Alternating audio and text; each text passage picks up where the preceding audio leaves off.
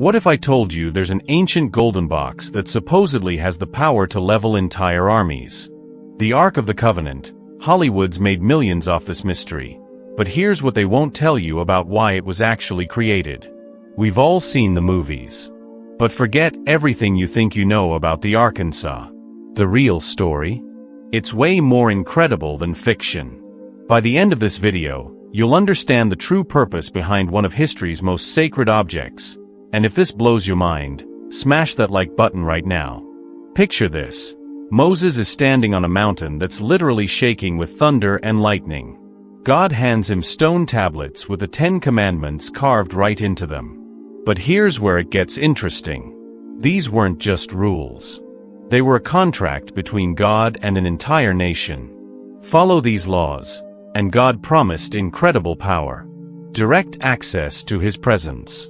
Imagine having a direct hotline to the Creator of the universe. But then something went wrong. The people saw all that thunder and lightning, and they got scared. Instead of stepping up to meet God face to face, they basically said, "Nope, Moses, you go talk to Him for us." Think about that. They had the chance for direct access to God, and they turned it down because of fear. So God came up with Plan B. And this is where things get fascinating. God told Moses to build the tabernacle, a portable temple in the desert. But this wasn't just any building. Every detail was designed to teach a lesson. It was like a 3D roadmap showing people exactly how to get back into God's presence. You couldn't just walk in anywhere. There was only one entrance, decorated with beautiful colors. The message? There's only one way back to God. The first thing you'd see inside? An altar where animals were sacrificed. Blood had to be shed before you could take another step forward. Next came a bronze bowl where priests washed their hands and feet. Every step was about getting clean, getting pure, getting ready. Inside the main room were 3 incredible objects: a golden lamp that never went out, a table with 12 loaves of fresh bread, and an altar where incense burned day and night. But all of this was preparation for the most sacred space on earth. At the back hung a massive curtain embroidered with winged creatures called cherubim, basically God's personal bodyguards. Only one person could go past that curtain, and only one day per year. Imagine being that high priest. Walking through knowing you're about to enter the most sacred space on the planet. One wrong move and you're dead. And what was waiting behind that veil? The Ark of the Covenant itself, sitting in the center of the Holy of Holies. This is where God would show up to meet with His people. Now here's something Hollywood never tells you. The Ark wasn't made from mysterious alien material. It was wood. Simple acacia wood covered in gold. But here's why that's incredible. Acacia trees are the only trees tough enough to survive in the brutal desert where Israelites wandered for 40 years. Scorching heat, zero moisture, sandstorms that would strip paint off a car. Some scholars think this wasn't coincidence. Desert wood overlaid with pure gold, maybe representing someone who would grow up in harsh conditions but be covered with divine power. Picture a chest about the size of a large coffee table, completely covered in gold. On top sat 2 golden angels with wings spread out, protecting what was inside. It had golden rings with poles that could never be removed. Ever. Why was God so specific about that? Because this was the centerpiece of Israel's most important ritual, the Day of Atonement. The high priest takes 2 goats. One gets all the sins of the entire nation placed on its head and is sent into the wilderness to die. The other goat gets sacrificed, and its blood is sprinkled on the ark 7 times. Here's something that'll change how you hear atonement forever. It comes from a Hebrew word meaning to cover or blot out. The blood didn't just clean, it completely erased the sin like it never happened. But what really made this box special wasn't the gold or angels. It was what they kept locked inside. 3 objects that would remind Israel of the most important moments in their history. First, a golden bowl filled with manna, mysterious bread that appeared every morning in the desert for 40 years. But here's where this gets mind-blowing.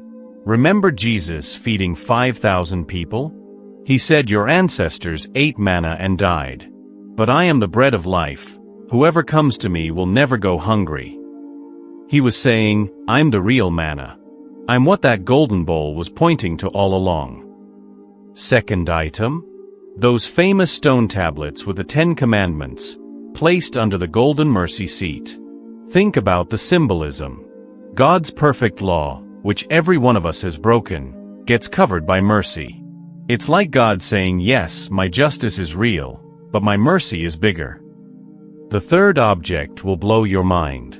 Aaron's staff, but not just any staff. This piece of dead wood had literally burst into bloom with flowers overnight. When people questioned Aaron's authority, God said, fine. Every tribe brings me a stick. 12 dead sticks went in. Only one came out blooming with life. God's way of saying, this is my chosen priest. The ark was basically God's safety deposit box, holding proof of his provision, his law, and his chosen priesthood.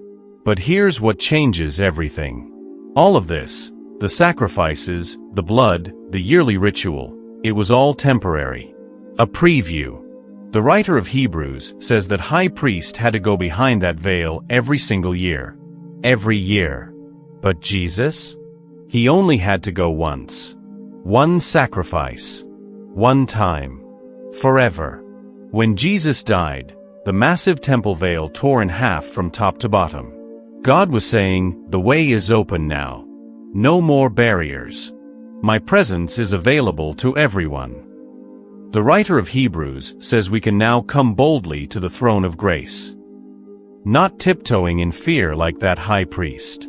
Boldly. Because Jesus paid the price once and for all. Every symbol in that ark was pointing to one person, Jesus Christ. The bread of life, the mercy that covers our failures, the high priest who represents us perfectly. And because of his sacrifice, we can walk into God's presence without fear.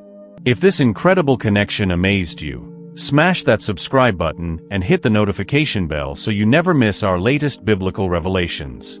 We've got more mind-blowing connections coming your way. But here's what's really incredible. This entire video just scratched the surface of God's master plan. Every detail of the Old Testament was carefully designed to point us toward Jesus Christ. The sacrificial system, the priesthood, even the construction materials, everything was a preview of the ultimate sacrifice that would change everything forever.